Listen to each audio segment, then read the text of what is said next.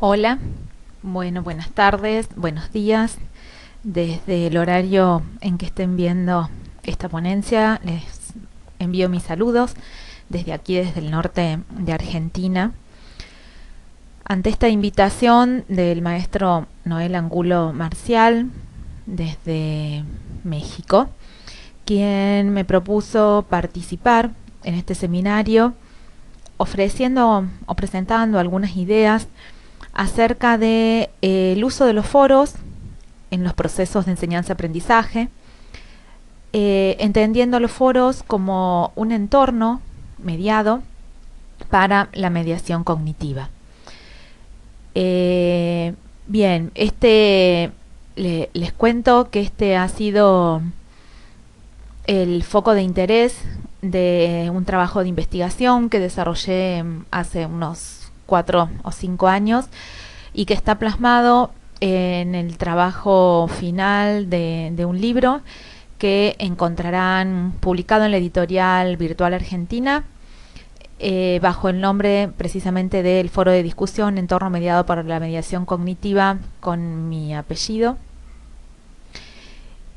Y trabajo que el maestro me propuso presentarles y compartir con ustedes. Es un libro de descarga gratuita, así que accediendo a ese link pueden descargarlo, bajarlo y hacer uso del mismo, un uso no comercial, y que surge a partir de la motivación y del interés de analizar los procesos de interacción que se suceden en los foros en los foros de discusión de aulas virtuales entre los participantes de esas aulas, que básicamente tienen que ver con los docentes y los alumnos, las interacciones y los procesos de discusión que se dan entre docente-alumno y alumno-alumno. El trabajo consistió básicamente en analizar los propósitos de esas intervenciones y ver qué valor pedagógico tienen las mismas, en cuanto contribuyen a promover nuevos aprendizajes, al cambio cognitivo.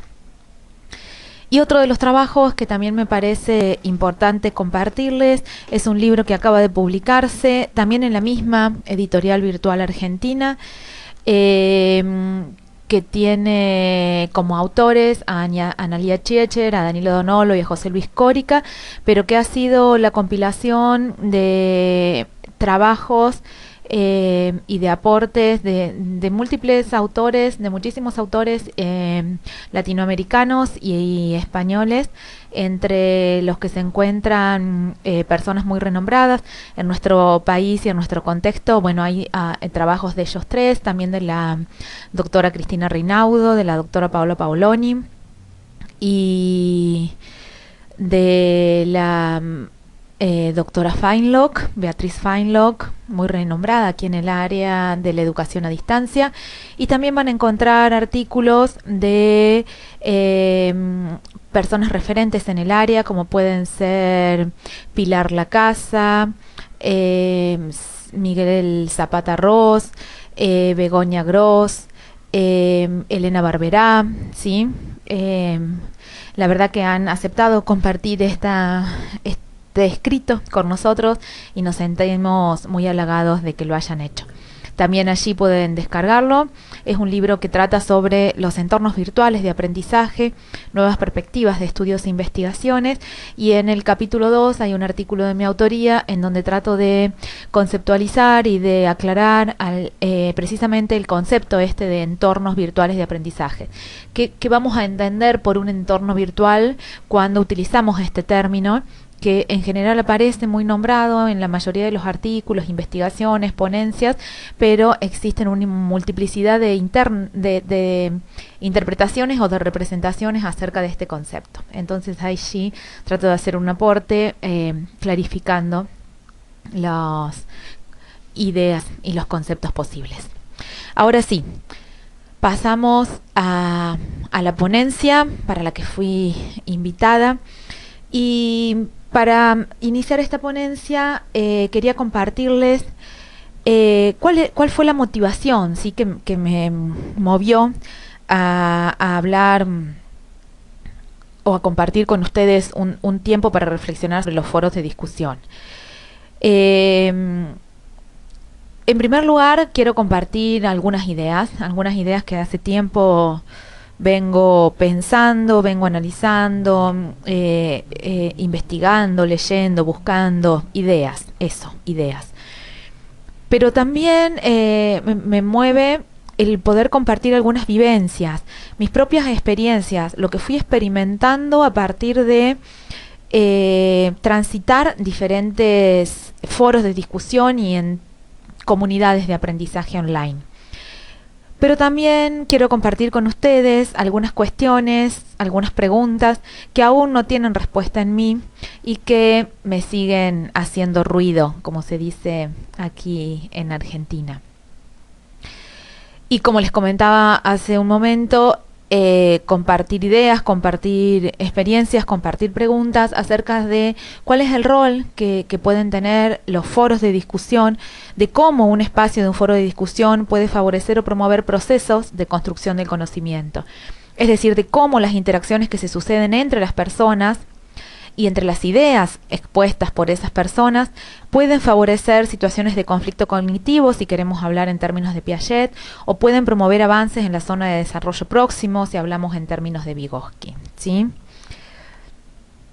La ponencia va a estar organizada todo el tiempo pensada en términos de tensiones o de opuestos. Trate de organizar las ideas en torno a este eje central, es decir, cómo cuando pienso en un foro puedo pensar en cosas totalmente opuestas o en cosas totalmente divergentes, ¿sí? Para finalizar, tratar de decirles en qué pienso yo cuando pienso en un foro de discusión. Pero esto creo que también nos va a servir a todos para ir clarificando y pudiendo tener claridad respecto a qué decimos cuando decimos. Una de las primeras tensiones que surge o de opuestos que aparecen en mi cabeza cuando pienso en un foro es pensar, por un lado, en los foros romanos. Creo que el término y el concepto viene de allí, de un espacio físico, un lugar de encuentro público en donde se reúnen una serie de personas a debatir y analizar, a negociar, a tomar decisiones, ¿sí? Esa es la primera imagen que me viene a la cabeza cuando yo pienso en un foro, en la imagen de un foro romano. Pero al mismo tiempo pienso en un espacio de comunicación mediada, en un espacio, en un aula virtual, una comunidad online que tiene lugar en la red de internet, con múltiples conexiones, ¿sí? Pienso entonces en un espacio de la presencialidad y como opuesto total un espacio de la virtualidad.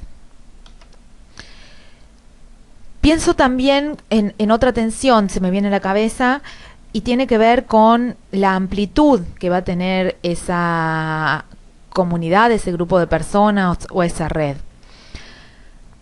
Pienso en una comunidad amplia, como lo muestra esta nube, ¿sí?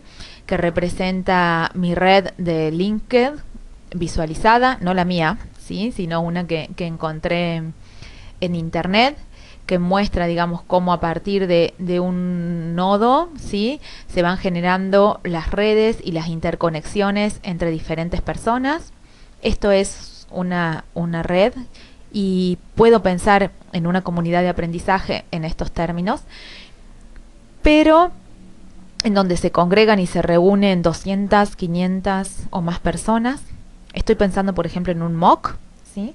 En estas propuestas de cursos masivos, abiertos y online, que han tenido tanto auge y que se presentan, digamos, como una alternativa de aprendizaje, como una alternativa de espacio para el autoaprendizaje o para el aprendizaje. Pero al mismo tiempo pienso en un espacio mucho más reducido, ¿sí? En un foro mucho más concreto, en donde participen 5 a 7 personas que se encuentran, 10 personas, 20 personas, ¿sí? En donde las interacciones que pueden sucederse entre ellos pueden ser, digamos, mucho más recurrentes, sistemáticas, y tal vez de mayor encuentro cognitivo, ¿sí? No significa que aquí no pueda darse, ¿sí? Pero son dos realidades totalmente diferentes. También pienso en cómo concebir la gestión de esos grupos de personas, ¿sí?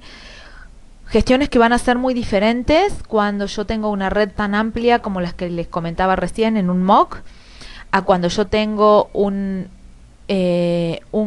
grupo mucho más reducido de personas en donde puedo asumir el rol de moderador o de líder, dependiendo del tipo de foro, de comunidad que proponga, ¿sí?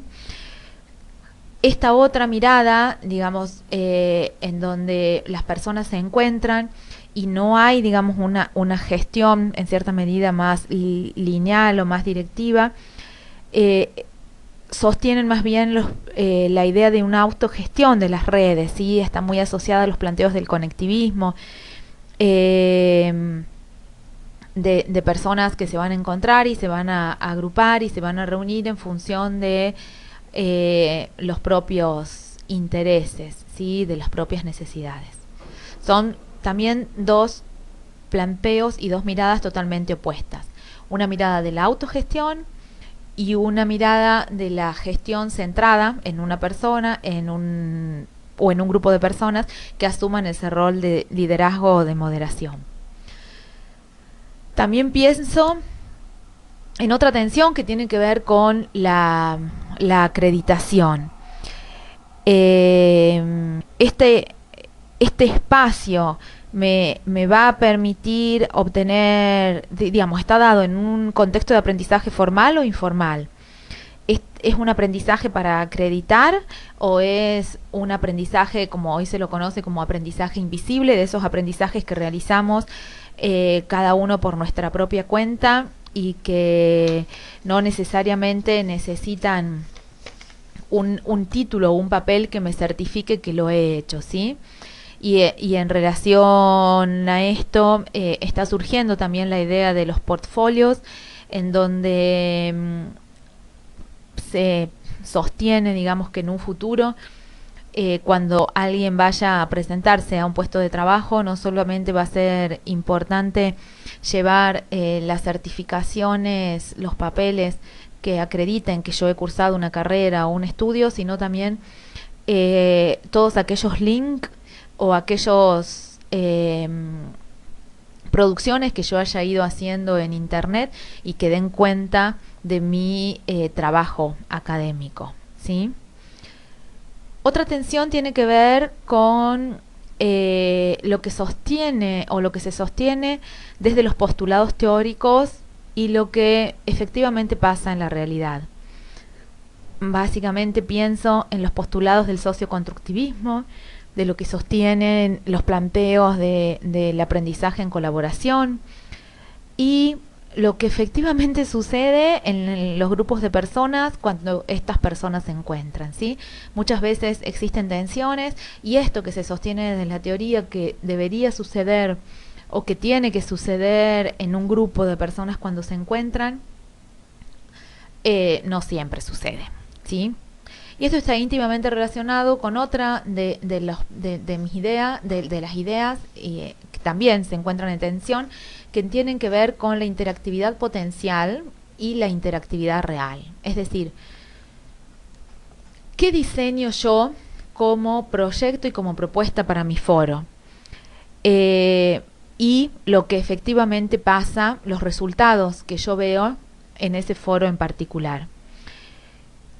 Está demostrado, he vivido experiencias, ¿sí?, que aún con un mismo diseño, manejando las mismas variables, ante una misma consigna y una misma propuesta, suceden cosas diferentes en diferentes grupos de personas.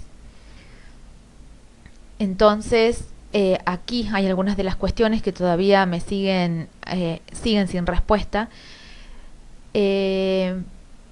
Y tienen que ver con que evidentemente los grupos son diferentes. Ante un mismo diseño, grupos de personas diferentes se comportan de manera diferente. ¿De qué depende esto? De la suma de individualidades, de la suma de motivaciones, de la suma de intereses, de la suma de compromisos personales, de representaciones sobre un hecho, de actitudes para trabajar en colaboración. Son cuestiones que todavía siguen sin respuesta en mi cabeza.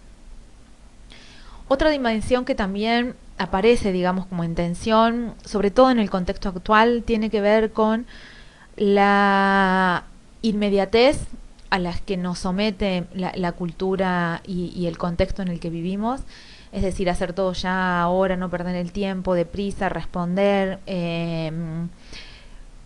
hasta ayer, ¿sí? Con la contrapartida de que el pensar requiere tiempo, ¿sí? Por favor, espere, estoy pensando, ¿sí? Y este tiempo que se da en una circularidad propia de nuestros procesos de pensamiento. Pensar requiere tiempo. Pensar requiere el tiempo de hacer lecturas, de comprender, de reflexionar, de conectar ideas, de elaborar una idea propia, de escribirla, de comprender y reflexionar sobre ese tema que está en debate, pero también sobre lo dicho por otro, ¿sí? Es mucho más difícil que todo esto suceda en aquellos espacios donde la información se actualiza de manera inmediata, en donde se genera muchísimo caudal de información, por ejemplo, como puede ser una red de Twitter, ¿sí? Aun cuando los montos de información sean muy reducidos, ¿sí? 150 caracteres, la agilidad con que allí se va actualizando la información es tan rápida. Esta idea de que en esa comunidad, al retuitear información, puedo conectarme con muchísimas personas en este ciberespacio, ¿sí? Hace que las posibilidades de procesamiento de esa información también se vean limitadas. Y es importante que podamos, digamos, que podamos comprender, o al menos es mi postura, que el lenguaje nos ayuda a organizar el pensamiento, y esto es clave en los foros de discusión. Cuando yo puedo volcar una idea en palabras, es porque lo he comprendido. Cuando yo puedo escribir algo, esa escritura va a ser un reflejo de lo que yo conozco, de lo que yo sé, de cuáles son mis supuestos, de cuáles son mis representaciones, ¿sí?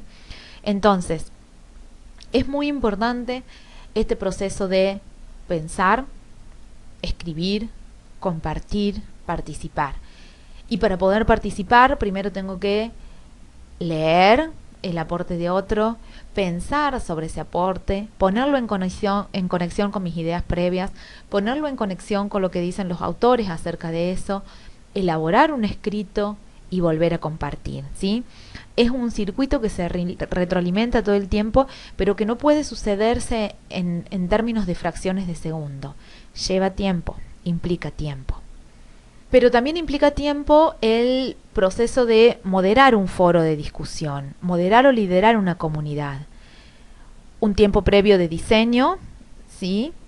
Un tiempo durante el proceso mismo del foro, de estar acompañando las ideas y tratando de focalizar el diálogo que allí se genera, pero también un tiempo posterior. Es decir, todos ganan si a posteriori existe una relatoría o un compilado de las ideas que han ido surgiendo en el foro. Para eso se requiere tiempo, ¿sí?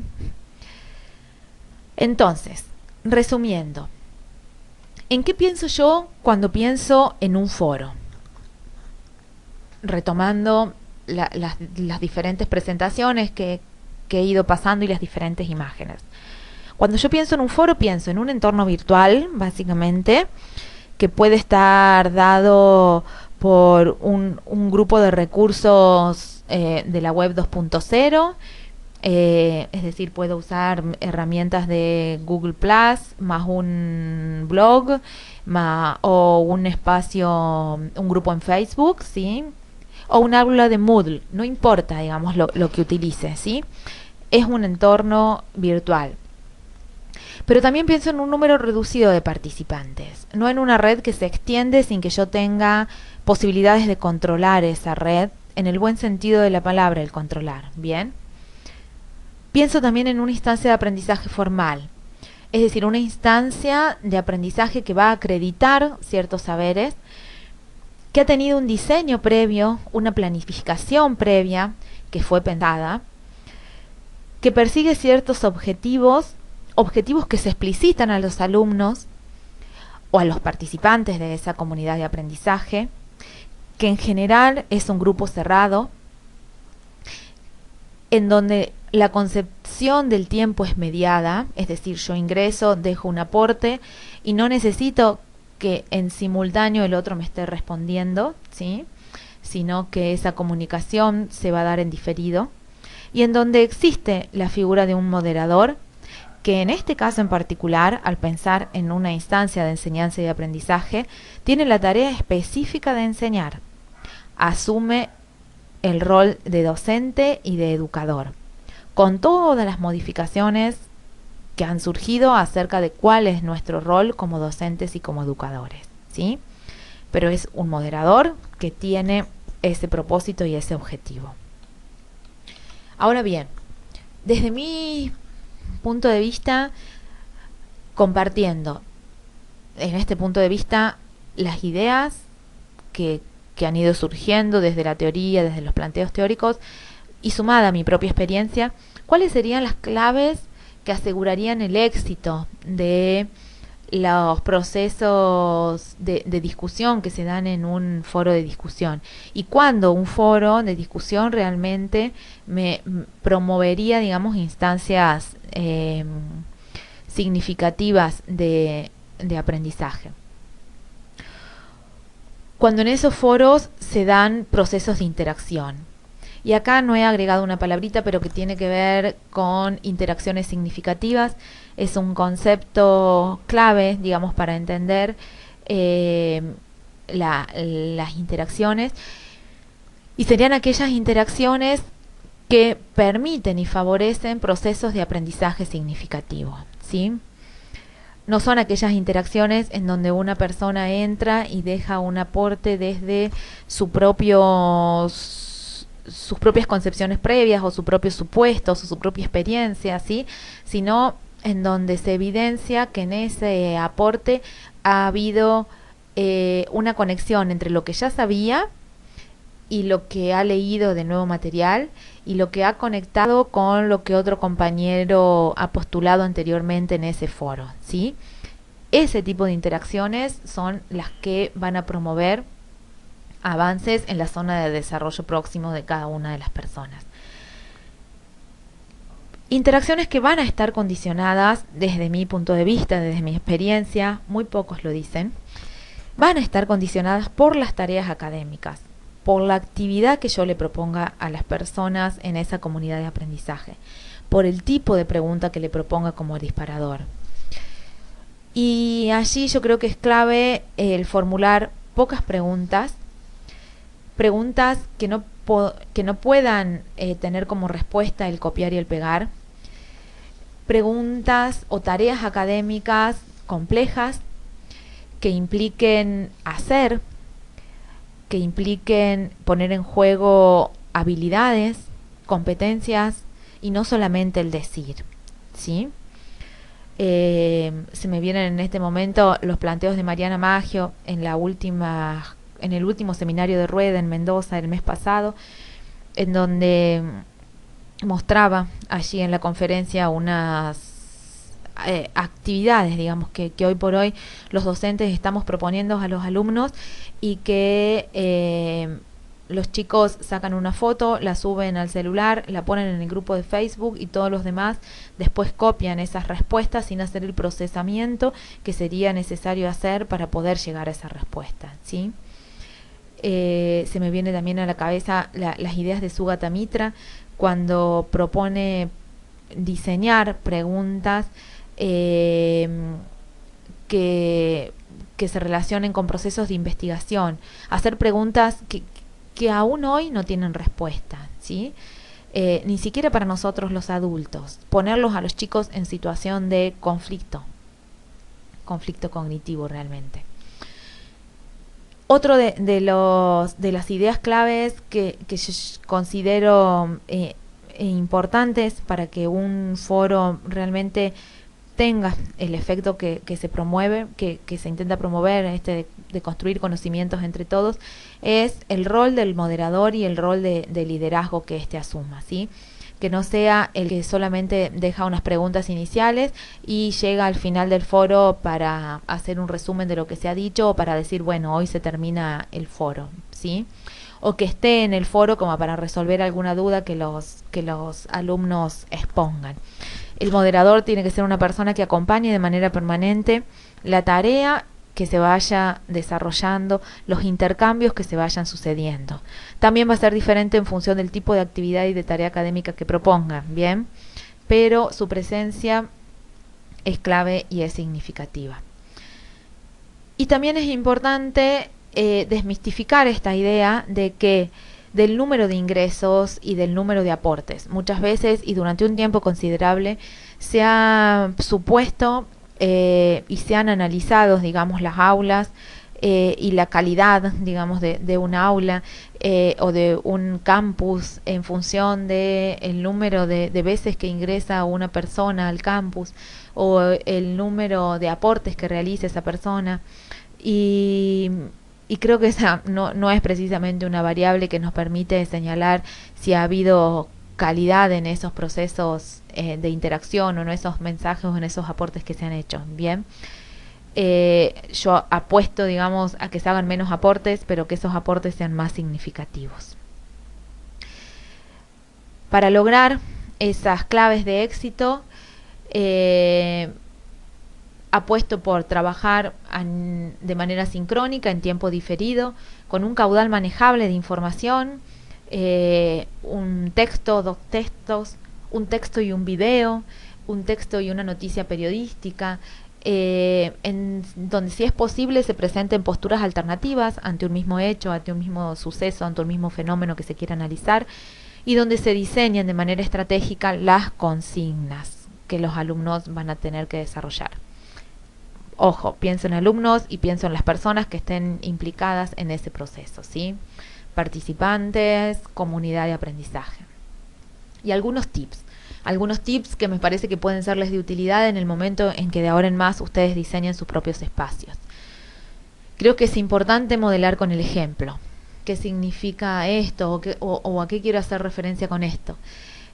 Con que el rol del moderador es clave, entonces mostrar cómo hacer intervenciones, mostrar cómo responder, mostrar cómo hacer referencia al aporte de los demás, mostrar cómo conectar ideas, mostrar cómo traer siempre la referencia de la teoría y de los autores, mostrar cómo sumar ideas de otros sitios, noticias, novedades que haya en internet y que se conecten con ese tema que estamos trabajando, ¿sí? También me parece que es importante reconocer lo significativo de los aportes de cada uno de los participantes. Las personas que participan invierten tiempo y necesitan ser reconocidas, ¿sí? De parte de las instituciones y de las organizaciones, reconocer el trabajo del moderador. El trabajo del moderador, como les señalaba antes, requiere de mucho tiempo en el diseño previo, en el durante, si se hace un trabajo como el que estoy señalando, y en el posterior, ¿sí? Reconocimiento que puede ser en dinero, pero también puede ser reconocimiento en méritos, ¿sí? En la posibilidad de establecer convenios, en la posibilidad de retribuir, digamos, el trabajo que se ha hecho. Utilizar espacios complementarios al foro temático o al foro académico, espacios de encuentro informal, un espacio de dudas técnicas, utilizar algunas herramientas editoras de trabajo colaborativo para ir dejando registro de las principales ideas que se vayan debatiendo en el foro, como puede ser una wiki, un documento compartido en Google Drive, ¿sí? Esto es muy importante, digamos, complementar esos espacios del foro con otros recursos. Y no dar por supuesto, sobre todo, ciertas competencias previas en los participantes. Competencias previas que tienen que ver con la gestión de los grupos en un foro mediado. Muchas veces se asigna la tarea de tutor o de moderador a personas que no han tenido demasiada experiencia, pero tampoco competencias para trabajar en un grupo en un foro mediado. He experimentado, digamos, trabajar con docentes del nivel superior, en que se supone, digamos, que han adquirido ya habilidades para trabajar de manera grupal, para trabajar en una comunidad, debatiendo y reflexionando, pero es muy diferente hacerlo de manera mediada.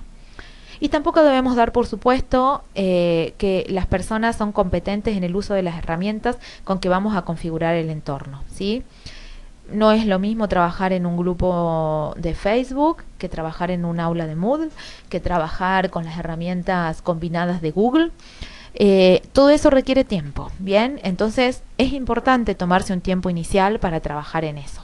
No dar por supuesto que las personas son competentes en el uso de esas herramientas, ¿bien? Y como para ir cerrando, quería compartir esta idea que leí hace un tiempo y que me parece representa la mayoría de lo expuesto hasta ahora, y que tiene que ver con que si tú tienes una manzana y yo tengo una manzana e intercambiamos las manzanas, entonces tanto tú como yo seguiremos teniendo una manzana. Mientras que si tú tienes una idea y yo tengo una idea y las intercambiamos, entonces ambos vamos a tener dos ideas. Esta frase o esta idea de George Shaw me parece que resume la idea que en mí representa un espacio de discusión, como el de un foro. Este recurso, esta herramienta, que sin duda nos resulta de mucha utilidad precisamente para esto, para compartir ideas y enriquecernos entre todos, a partir de las ideas de cada uno. Bien, nuevamente aquí les dejo los dos links para la descarga de los libros que les he mencionado. Ahí está, bueno, mi correo electrónico. Esta ponencia está compartida, va a ser pública, está licenciada bajo licencia Creative Commons, puede ser utilizada pero sin un uso comercial, ¿sí? Agradecer al maestro Noel Angulo Marcial la posibilidad de participar y bueno, ahora nos quedan 3 semanas de encontrarnos en los foros del aula que se han diseñado para el seminario y allí estaremos reflexionando sobre algunas de estas ideas que se han planteado aquí y seguramente otras que van a surgir en el camino. Muchas gracias desde aquí y mis saludos para cada uno de ustedes.